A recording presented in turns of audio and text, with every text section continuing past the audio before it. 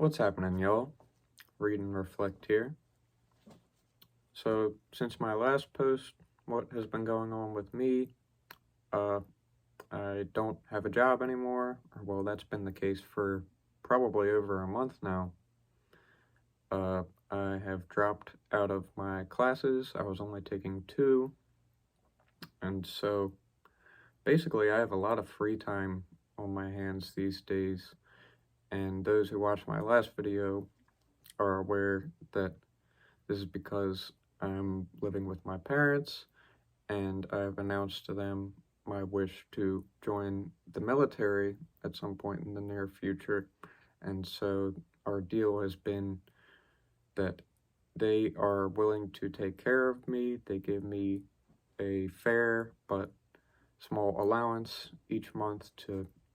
buy the things I need, and as long as I'm not spending too much, they'll take care of me in the meantime when in July, at the minimum, I'm going to try and enlist in the Navy. So I'm pretty much uh, living for free at home until that time when big changes are probably going to be coming. And so I have a lot of time on my hands. I do have to study for this test, but the past couple of days I've been thinking about a certain idea that has sort of just been recurring to me, and I thought that I would make a video because my mom and dad just left the house. My dad has to have his truck's oil changed, and so they rode separately to this mechanic guy's place, and then they're going to drop his truck off and then ride home together. I have a few minutes. I thought I would talk about the idea that's been on my mind, and in a word, I would call it that of consubstantiality, or consubstantialitas in Latin. And I get that word from a sort of Christian doctrine that goes back to the Nicene and Athanasian creeds. I won't dwell on it, but basically, if I understand it correctly, the main thing is the idea that in the Eucharist, when the people participating in the Eucharist ingest the bread and wine, that bread and wine is substantially the same as the body and blood of Christ, and it's not a metaphor for the body and blood of Christ, but really what you are eating is then the body and blood of Christ. You can believe that or not, but that is how the Christians do understand that. And if I'm not mistaken, the idea of consubstantiality also extends to the Trinity, where the Father, the Son, and the Holy Spirit are substantially one and the same, or of the very same substance. And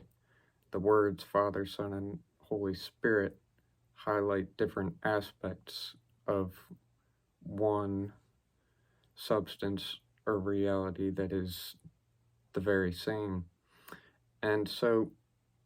consubstantiality, in the way I want to talk about it here, I'm going to completely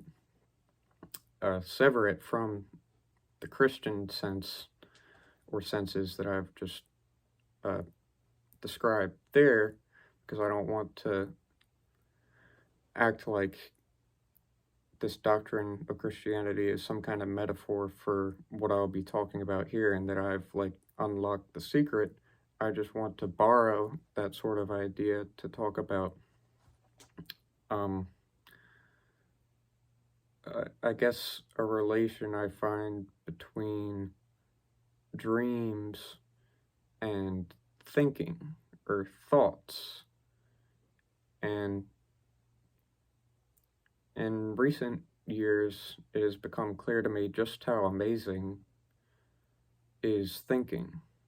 are our thoughts, and how for the longest time I kind of overlooked thinking as just being the most normal thing ever, and it really is common occurrence. We're thinking all of the time, every day, and we begin to take it for granted. But maybe due to dreams from childhood that I've had, or even psychedelic experiences that I've had, or my meditation practices in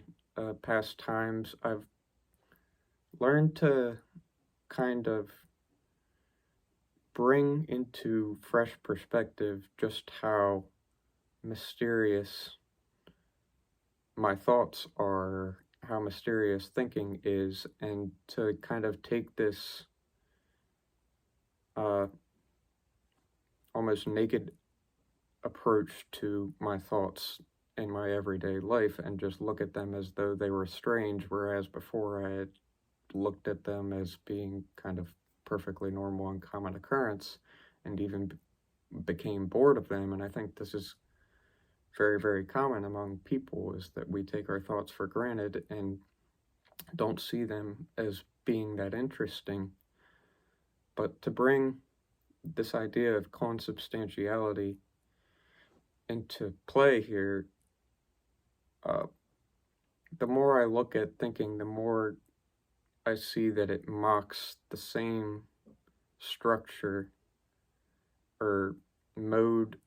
of disclosure or disclosing itself as dreams do, where when I go to sleep at night and I dream, the dreams happen and they're probably crazy and they have their particular details, and I wake up in the morning and I think to myself, I'm so aware that I am not responsible for what happened in my dreams or my dreaming at all. Dreaming is a sort of mental activity that's so beyond me and so complex that I don't pretend that I am the artifacts of my dreams, or like the creator of my dreams. They're almost just like happenings that occur beyond me without having to will anything to bring them about. They just sort of disclose themselves on their own. Whereas thought, being so common in our everyday lives, they seem more familiar and almost like they're an extension of our will, and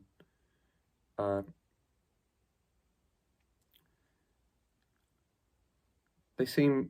closer to home than dreams, whereas dreams have more of an alien character, and all of us, most of us, recognize them as just being so far out that it's untenable to think that we really produce them of our own will. They just kind of happen. But thought takes on this sort of familiarity where they lose their mystery in our eyes, and that kind of spark that dreams have. And so consubstantiality, as I am talking about it here, is more like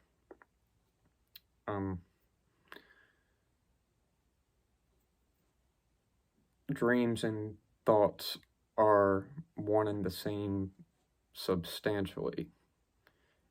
And there's this word that pops up in Jung's Psychology and Alchemy. I found with that book that I just recall terms from it to think about for a while, because there's just so much said in it that to remember everything that he wrote in that book is just too much. But you remember words here and there, and their meaning becomes more apparent over time.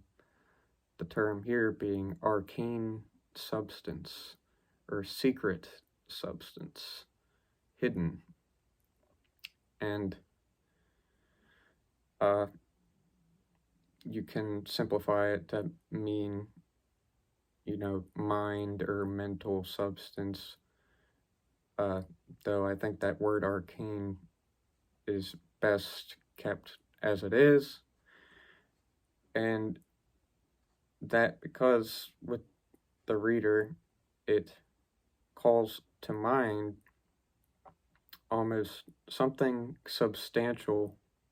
that's not like any other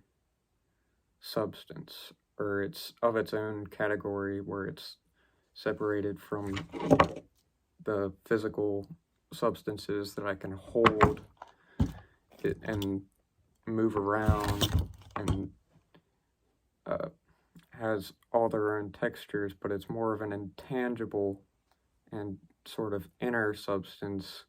which you can call mind or whatever suits you best, and how thought and dreams are sort of like that. They're this intangible and inner substance that I myself am able to bring attention to and call to mind, but to others, they can't see them like I do, and yet others are able to interface with this kind of arcane substance or hidden inner realm on their own as people. And I want to bring in a little bit this book I've been reading recently, Miguel de Unamuno, The Tragic Sense of Life, and it's definitely a book I've had to plod through, that is, read very slowly, but I really like the sentiment, and Unamuno talks very effectively in that book in a similar way that a lot of authors I've read do, about this kind of arcane substance or hidden inner life, the life of the soul, if you like. And he's an author that writes about that very effectively. Others I jotted down that come to mind that also do this effectively are Jung, Nietzsche, Dostoevsky, Rilke, Emil Cioran, Johann Wolfgang von Goethe, Jacob Boehme, Meister Eckhart, and Ralph Waldo Emerson, William James. I could go on, but if any of you have read any of those, then any of those authors, then you will know that they sort of strike a chord in the reader because of their familiarity with the inner life of the human being, familiarity with arcane substance, and how our everyday lives, which we take for granted, and our everyday thoughts, which we take for granted, are really so mysterious, and we don't quite understand them so much as we think we do, and that it's possible for the individual human being to bring these things into perspective and treat them again as new and fresh and even sort of foreign and alien and to be investigated, and that this is a sort of thing that all of us are able to do as we move through life, is to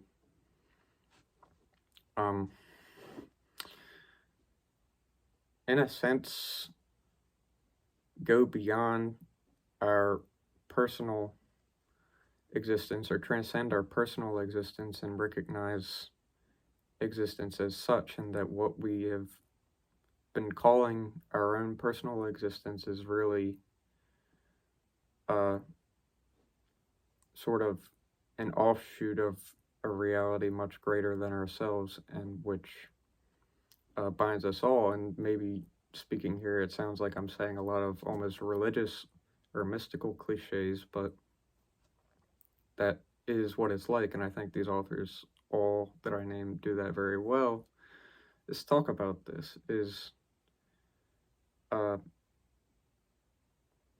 looking at our ordinary lives as though it were not so ordinary, but instead special, and able to be investigated and looked at anew. I did write down some notes before I started this because I wanted to talk about the consubstantiality thing and how dreams sort of occur and we can't explain how or why they come out or transpire the way that they do. And so with thinking, we like to think that it's so much more orderly and familiar, and yet what an utter mystery it is that we think the things that we do. I mean, you guys think different thoughts than I do, and I think different thoughts than you all, and just paying attention to our thoughts, the exact way that they turn out. Like, why do our thoughts turn out exactly the way that they do? A thought appears or occurs to you, and it occurs as this, not that.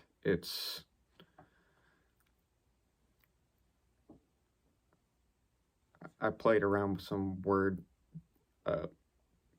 some different wordplay on this, like this, not that, this and nothing else, or thought appears such as it is. It's just looking at our thoughts, or even just the stream of our inner life and the things that we notice. Everything that we notice as this, not that, this and not otherwise. Everything occurs to us in this very exact way, and it's so puzzling how everything occurs, all events really, I mean, inner and outer thoughts, inner experience, or real physical happenings in the world occur as individual happenings. And in this book by Unamuno that I'm reading, he has this quote that the singular is not the particular, but the singular is the universal. And this is a kind of thing that we do when we think about individuals or singular events or beings, is that we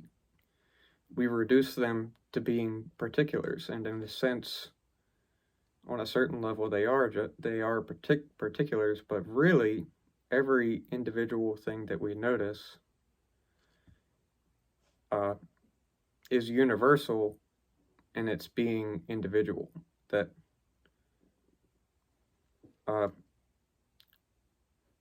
you can just be sitting somewhere or just going through life, and your attention is just jumping to and fro,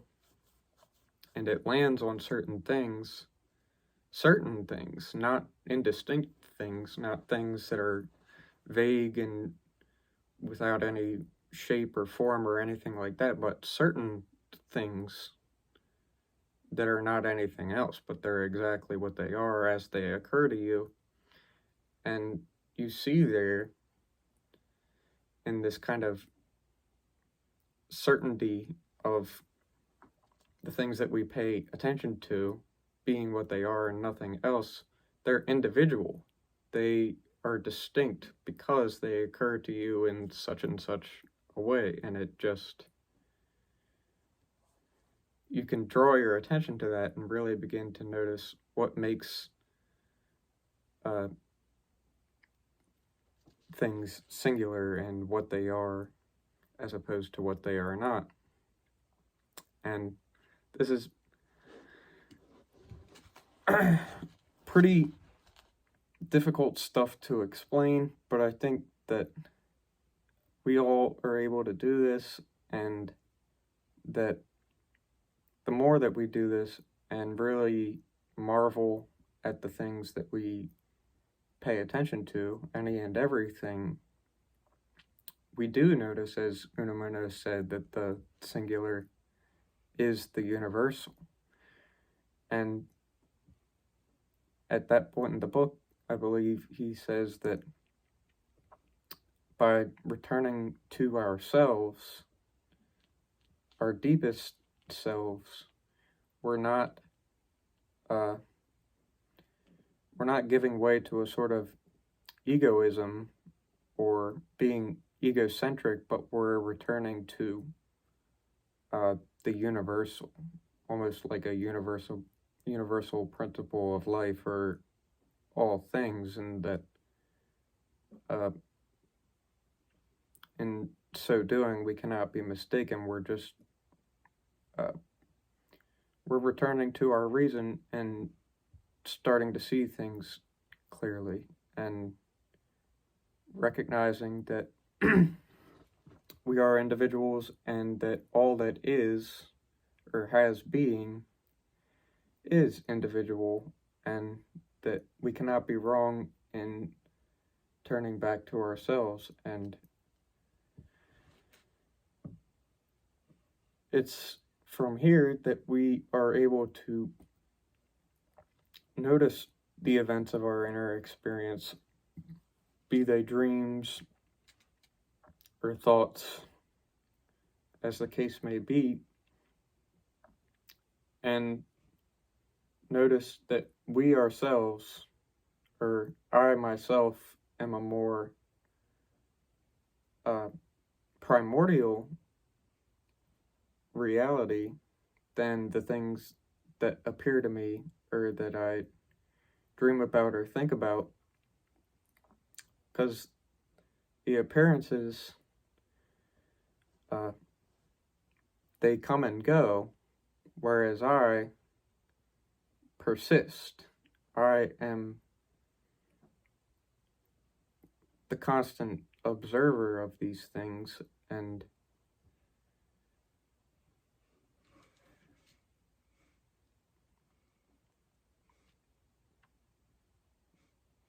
there's a sort of continuity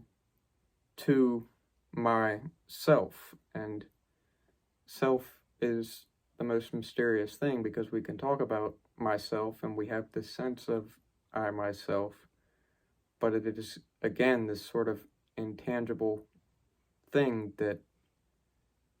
runs away whenever we try to grasp it, because anything that we do try to grasp is something that it's something other than the self,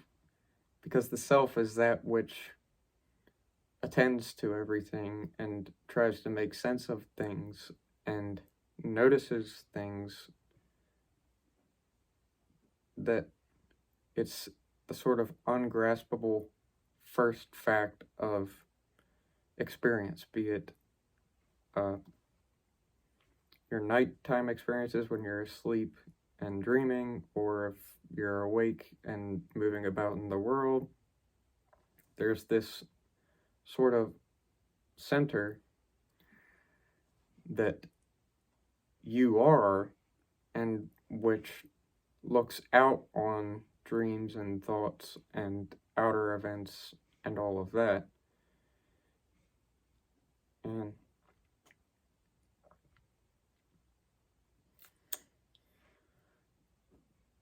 one of my favorite quotes from the Unamuno book is that we are the dream that dreams. And I really think that hits, or it really goes with this idea of consubstantiality that I have borrowed, that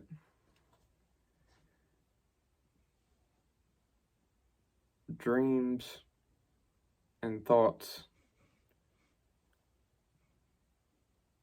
are one and the same, and they have one common source, and it is of the nature of thought and dream to both keep on disclosing themselves to us, to the I, and that the I has a kind of constancy, and it continues in a way that dreams and thoughts do not, both of which transpire in a more temporal fashion. But the I, the self, we could even say ego, but ego in a different sense than we ordinarily think of. Usually when we think of ego or egoism, it's someone is being selfish and greedy and trying to take everything for themselves and accrue all of these gains, whereas I, or self or ego in the sense I'm talking about, is much more mysterious, and it's much more deeply rooted than all of that, than the actions of the body or the will or anything like that. It's more eternal and timeless, and it is that which notices all that goes on in the stream of one's inner life and of all life as it discloses itself. And so you can almost think of the common notion of ego as being the greedy, selfish person who's trying to take everything for himself. That is a temporal man, or man in the domain of time. And the ego that I am talking about, or self, or I that I am talking about, is eternal and timeless, and these seem to be the only words that really work to get at this, because this I, or self, or ego is removed from that ego, which we commonly think about, that's trying to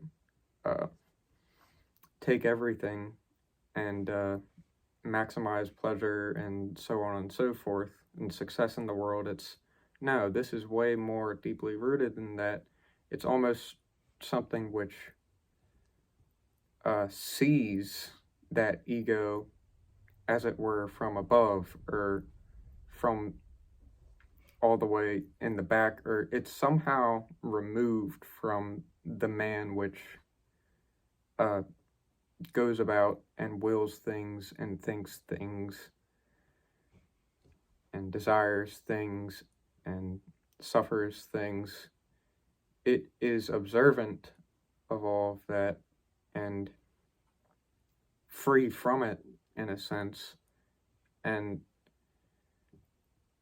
it almost requires effort, or in religious terms, asceticism, to free oneself from the man that we are, that is slave to time, to reach that man, or that deeper self, or I, that is not slave to time, but is timeless and free and immortal. And I think that is a real inner work, and that maybe or maybe not have I been able in this video to articulate what that is, but I think individuals are able to do this, and how I can't really reduce to a formula or a method or anything like that, but just realizing that on a certain level, we are doomed to temporal existence, we're doomed to satisfaction, and then craving, and then satisfaction for a moment again, and then more deep craving, and this continual succession of events of now we're fulfilled, and now we're in need, and now the world is at peace, and now the world is in throes and in ruins, that the story of life continues to change, but there is a fact or a self or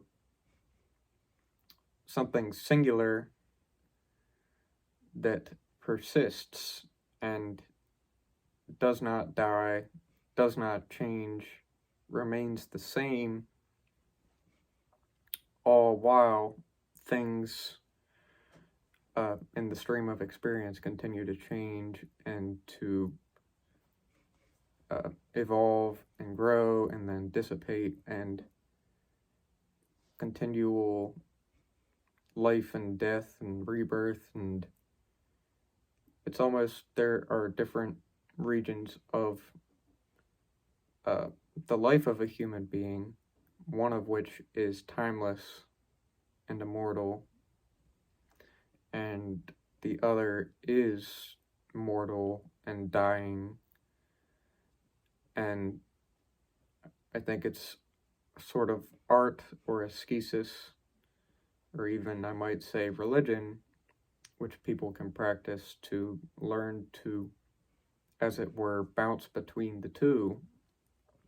regions and not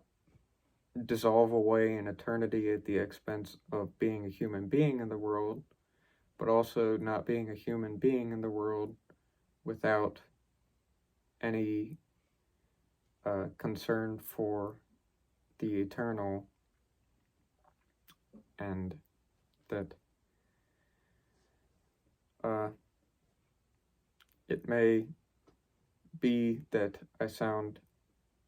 a little woo-woo to some, which is okay, but just know that I am trying to describe different regions of self or of self-conscious existence, one of which is more worldly and hard and materialistic, and the other is more ethereal and invisible, occult, hidden, arcane, and that as self-conscious creatures, each of us are able to interface with these two regions, and that our character may in fact become degenerate if we don't figure out how to interface with these two regions, and that really the world may depend on it. It may depend on individuals becoming more evolved inwardly and spiritually, and that this might be a work that, though many have failed to take it up, might be absolutely necessary for the development of our species and for the development of ourselves as people, such that we unfold our best personal histories and become individuated or self-actualized, or you can use any term you want it, but just here's how I like to think of it, is that there are histories which you yourself can manifest or bring about that are better or worse, and the better are definitely better and the worse are definitely worse. Just reflect on this, that I could go the one way or I could go the other. How am I going to do it? Am I going to bring about more destruction or more productivity? It's as simple as that, and more peace or more war. Just asking ourselves things, and I think that by reflecting on these matters, each of us could manifest better histories, be better people in the world. So I'm going to go.